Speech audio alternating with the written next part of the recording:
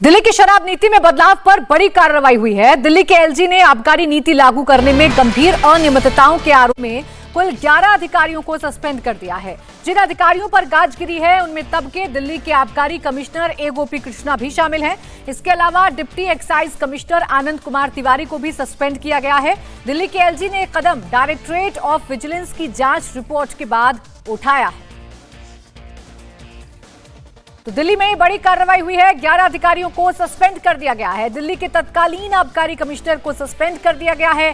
शराब नीति लागू करने में गड़बड़ी का आरोप इन 11 अधिकारियों पर है, जिन्हें सस्पेंड कर दिया गया है। तो दिल्ली में शराब नीति को लेकर बवाल थमने का नाम नहीं ले रहा है। एक तरफ आरोप प्रत्यारोप का दौर जारी है, तो वहीं दूसरी तरफ इन सब के बीच 11 अधिकारियों पर गाजगिरी है। आरोप है शराब नीति में गड़बड़ी करने का, और इसी के चलते 11 अधिकारियों को एलजी ने यानी कि उपराज्यपाल ने सस्पेंड कर दिया है। उधर दिल्ली के डिप्टी सीएम मनीष सिसोदिया ने आज आरोप लगाया कि एलजी ने अपनी मर्जी से दिल्ली का आबकारी नीति में बदलाव किया, जिससे दिल्ली को हजारों करोड़ रुपए का नुकसान हुआ। सिसोदिया ने प्रेस कॉन्फ्रेंस कर आरोप लगाया कि एलजी ने पहले नई आबकारी नीति को मंजूरी दे दी थी, लेकिन नई आबकारी नीति लागू होने के 2 दिन पहले उन्होंने अपना रुख बदल दिया, जिससे सरकार और दुकानदार दोनों को नुकसान पहुंचा। तो वहीं कुछ चुनिंदा लोगों को इसका फायदा पहुंचाया गया। सिसोदिया ने कहा कि उन्होंने सीबीआई से पूरे मामले की जांच करने को कहा है। तो दिल्ली के डिप्टी सीएम सिसोदिया ने आज प्रेस कॉन्फ्रेंस कर आरोप लगाया था कि दिल्ली के एलजी ने अपनी मर्जी से शराब नीति में बदलाव किया, जिससे दिल्ली को हजारों करोड़ का नुकसान किया। जवाब संबित पात्रा ने दिया। साफ साफ था कि इक्विटेबल प्रिंसिपल पे काम करेगी और पूरी दिल्ली में लगभग बराबरी पे दुकान बांटी जाएंगी, इंक्लूडिंग अनऑथराइज्ड एरियाज। तो जब ये एलजी साहब ने बहुत सारे सजेशन और दिए पॉलिसी में चेंज करने के, और बहुत ध्यान से पॉलिसी पढ़ी थी, उस समय न तो एलजी साहब ने आपत्ति की कि अनऑथराइज्ड एरियाज में शराब की दुकानें नहीं खुलनी चाहिए, ना उसका बदलाव, ना उन्होंने कोई आपत्ति की, ना उसमें कोई बदलाव का सुझाव दिया, बल्कि मंजूरी दी। तो जब दुकानें खोलने की फाइलें एलजी साहब के पास गई, तो वहाँ एलजी साहब ने अपना स्टैंड चेंज किया।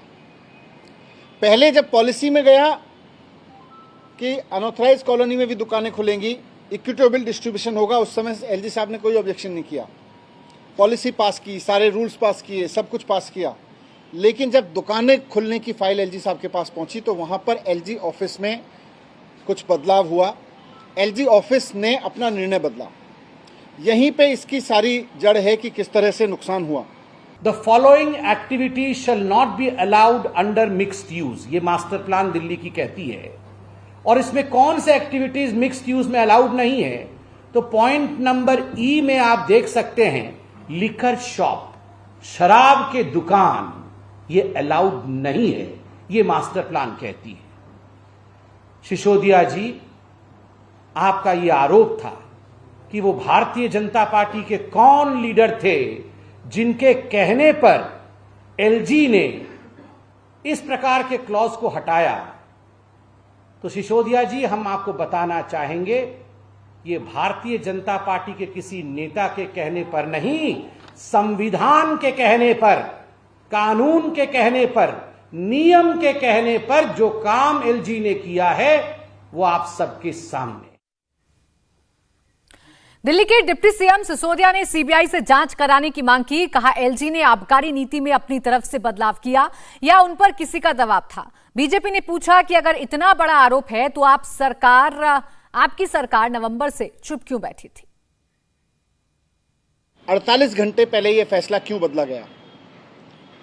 इनसे किन किन दुकानदारों को ज्यादा फायदा हुआ, और एलजी साहब ने ये निर्णय खुद लिया या किसी के दबाव में लिया, और इसके बदले किस किस को कितना फायदा पहुंचा? इन सारे प्रश्नों की जांच होना बहुत जरूरी है। मैंने सीबीआई को लिखा है और मुझे पूरी उम्मीद है कि सीबीआई इस पर निष्पक्षता से जांच करेगी। सिसोदिया जी का कहना है कि एलजी साहब ने बहुत बड़ा घोटाला कर दिया, सीबीआई की जांच होनी चाहिए। ये तो साधारण विषय नहीं है। किसी के कहने पर एलजी साहब ने ये एमसीडी और डीडीए का एनओसी चाहिए, नॉन कन्फर्मिंग एरिया में ये क्लॉज उन्होंने ऐड किया। सिसोदिया जी, प्रश्न उठता है, अगर इतना बड़ा घोटाला था कि आज सीबीआई की जांच की इसमें दरकार पड़ रही है, आवश्यकता है, नवंबर के महीने में 2021 नवंबर के महीने में यह पूरी कार्यवाही एलजी ने की थी और आज अगस्त का महीना है 2022। इतने महीनों तक आपको कुछ सूझा नहीं?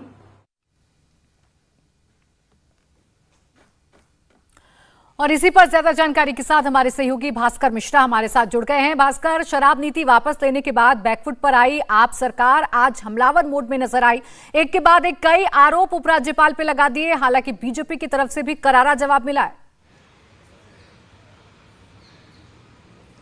और देखिए, एलजी हाउस के द्वारा जब इस पूरे मामले को सीबीआई जांच में देने की बात की गई थी और उसके बाद कुछ तथ्य दिए गए थे जिसमें दिल्ली सरकार ने खुद माना था कि नई पॉलिसी के तहत सरकार को नुकसान हुआ है। और उससे पहले अभी से जो कुछ देर पहले 12 बजे जो प्रेस कॉन्फ्रेंस थी उससे पहले लगातार आम आदमी पार्टी सरकार के द्वारा ये कहा जा रहा था कि नई पॉलिसी के तहत सरकार को बड़ा मुनाफा होने वाला था, बड़ा फायदा होने वाला था, जो नहीं हुआ।